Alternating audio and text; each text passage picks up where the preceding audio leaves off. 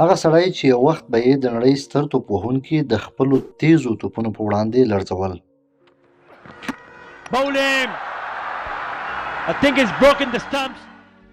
نن خپله د مرګ او ژوند ترمنځ په یو روغتون کې پر بستر پروت دی.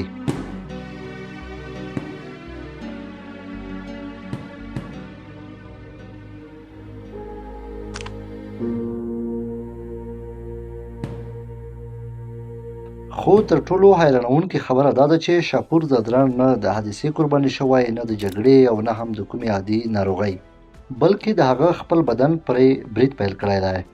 آیا تاسو تصور کولی شئ چې د انسان ساتونکی سیستم یوه ورځ د خپل بدن د له منځه وړلو هڅه پیل کړي؟ هغه افغان اتل چې یو وخت یې افغانستان له تیارو تر نړیوال جام ورسوه، ولې نن د آی سی یو په کوټه کې د ساه اخیستو لپاره تر ټولو سخته مبارزه کوي؟ راځئ نن په دې ویډیو کې د شاپور زادران تر ټولو سخت ناروغۍ او د کرکټ لوبیز ژوند په اړه معلومات درکړو.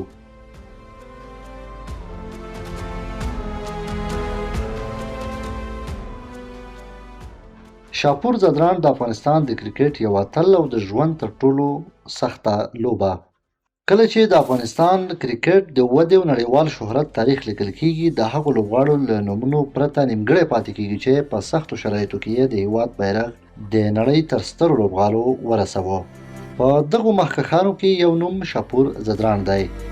هغه چټک توپ اچوونکی چې د خپل لوړ قد، چپ لاس، تیزې توپ اچونې، اوږدو ویښتانو او جذبتي لوبې له امله د میلیونونو افغانانو په ذهنونو کې ځانګړی ځای لري. شاپور زادران د 1980 کال د جولای په 8 په لوګر ولایت کې وزیږید. د افغانستان د جګړو او ستونزمنو حالاتو له امله یې د ماشومتوب یوه برخه د مهاجرت په چاپریال کې تېره کړه. هماغه سخت ژوند و چې د ده په شخصیت کې زغم، استقامت او د مبارزې روحیه وروزله. په داسې یو وخت کې چې د افغانستان کرکټ لا نړیوال شهرت نه درلود، شاپور د هغو ځوانانو له ډلې و چې د هیواد د کرکټ بنسټیز سفر یې پر اوږو بار کړ.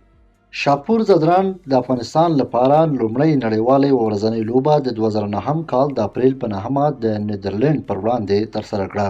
په هماغه لومړۍ لوبه کې د 24 منډو په بدل کې 4 ویکټې واخیستې او ویښوده چې افغانستان یوازې د ګډون لپاره نه، بلکې د سترو سیالیو د ګټلو لپاره راوتلی دی. وروسته یې په شل اوریزو او یو ورځنیو سیالیو کې د افغانستان لپاره مهم رول ولوباوه او د چپلاسي تیز توپ اچوونکي په توګه یې د افغان لوبډلې د برید اصلي برخه وګرځید. شاپور زادران د خپل مسلک په اوږدو کې 44 یو ورځنۍ او 14 شل ورځې نړیوالې لوبې ترسره کړې او په دواړو بڼو کې یې ټول 80 ویکټې ترلاسه کړې. د هغه تر ټولو یادېدونکې لاسته راوړنې د 2015 کال نړیوال جام کې وې چې په همدې کال په نړیوال جام کې د شاپور زادران د ښې لوبې پر مټ یوازینۍ بریا ممکنه شوه. هغه نړیوال جام چې افغانستان پکې خپله لومړۍ بریا ثبت کړه. شاپور په همدې سیالیو کې د افغانستان د بریاوو او سیالیو یو له مهمو ستنو څخه و او د خپلو تیزو توپونو له امله یې د نړۍ د مشهورو توپوهونکو پام ځان ته اړولی و. د کرکټ مینوال به لا هم د هغه ځانګړې منډه، تیزه توپ اچونه او له ویکټې وروسته جذبتي خوشحالي نه وي هېره کړې. شاپور زادران هغه لوبغاړی و چې میدان ته به د بشپړ اعتماد او زړورتیا سره ښکته کېده. ویل کېږي چې د شاپور زادران د خوښې لوبغاړی د پاکستان پخوانی تیز توپ اچوونکی شعیب اختر و او د توپ اچونې په انداز کې هم د هغه اغیز تر یوه بریده څرګندېده. خو ژوند تل د لوبغاړي د بریاوو په څیر نه وي. هغه انسان چې یو وخت یې د نړۍ پیاوړي توپوهونکي د خپلو توپونو پر وړاندې له ستونزو سره مخ کول، نن خپله د ژوند له تر ټولو سخت امتحان سره مخ دی. د 2016 کال د اپریل میاشتې په خپرو شویو راپورونو کې څرګنده شوه چې شاپور زادران د HLH په نوم له یوې نادرې او خطرناکې ناروغۍ سره مبارزه کوي. دا یوه داسې ناروغي ده چې د انسان د بدن معافیتي سیستم له کنټروله وځي او د بدن پر خپلو غړو برید پیلوي. د متخصصینو په وینا دغه حالت د شدید التهاب سبب ګرځي او د بدن مهم غړي لکه هډوکي، ځیګر، تریخی او نورې برخې زیانمنولی شي. د راپورونو له مخې شاپور لومړی د 2015 کال په وروستیو میاشتو کې ناروغ شو. وروسته د درملنې لپاره هند ته ولېږدول شو. د هغه ورور ویلي و چې ناروغي یې په بدن کې پراخه شوې وه او حتی ځینې نورې انتاني ستونزې هم ورسره مل شوې وې. د روغتیایي وضعیت د خرابېدو له امله نوموړی د نوي ډیلي په یوه روغتون کې د جدي پاملرنې یا ICU څانګې ته انتقال شوی و. د شاپور ځدراڼ د ناروغۍ خبر نه یوازې افغانان بلکې د نړۍ د کرکټ ګڼ مشهور لوبغاړي هم سخت خواشیني کړل.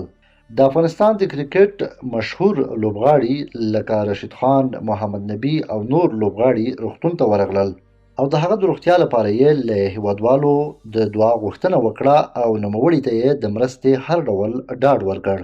شاپور ځدراڼ یوازې یو چټک توپ اچوونکی نه و، هغه د افغانستان د کرکټ د سختو او لومړنیو کلونو یو ژوندی سمبول و. د افغانستان شروع کړ بیا د ټیم والا ټول ټیم والا چې داسې جنډه یې هغه کړی چې لیده ټولو ته منې چې زما دا ترګونه سوي لښتلي چې شخ ودرېدل داسې سوم اسمې حیران سوم ما ته منې چې په دې ټولو هلکانو په سترګو کې لیک راغلی اوښ دې چیز باندې هغه نسل چې د محدودو امکاناتو، مهاجرت او ستونزو له منځه راپورته شو او افغانستان یې د نړۍ د کرکټ تر سترو سیالیو ورسوه.